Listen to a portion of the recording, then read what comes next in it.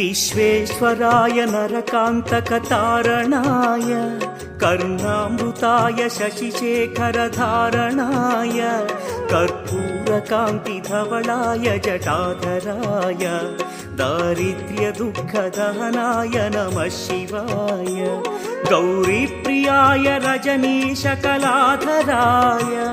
कालान्तकाय भुजगाधिपकङ्कणाय गङ्गाधराय गजराज विमर्दनाय दारिद्र्यदुःखदहनाय नमः शिवाय दारिद्र्यदुःखदहनाय नमः शिवाय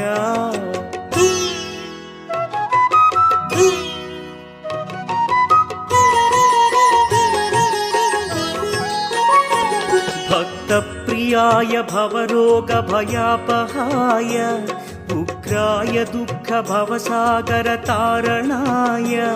ज्योतिर्मयाय गुणनामसुमृच्छकाय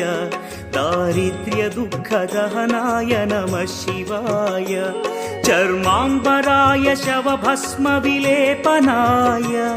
फालेक्षणाय मणिकुण्डलमण्डिताय मञ्जीरपादयुगलाय जटाधराय दारिद्र्यदुःखदहनाय नमः शिवाय दारिद्र्यदुःखदहनाय नमः शिवाय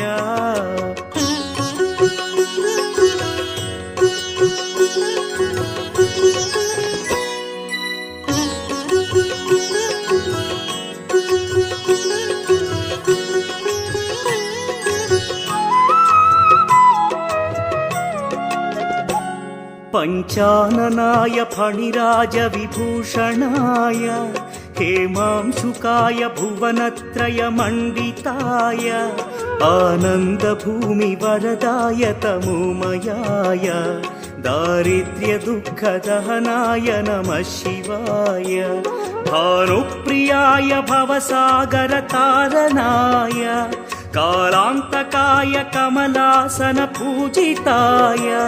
नेत्रत्रयाय शुभलक्षणलक्षिताय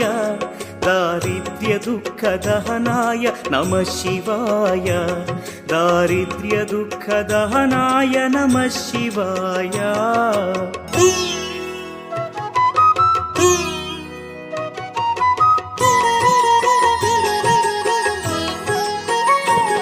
रामप्रियाय रघुनाथवरप्रदाय नामप्रियाय नरकार्णवतारणाय पुण्येषु पुण्यभरिताय सुरार्चिताय दारिद्र्यदुःखदहनाय नमः शिवाय मुक्तीश्वराय फलदाय गणेश्वराय गीतप्रियाय वृषभेश्वर वाहनाय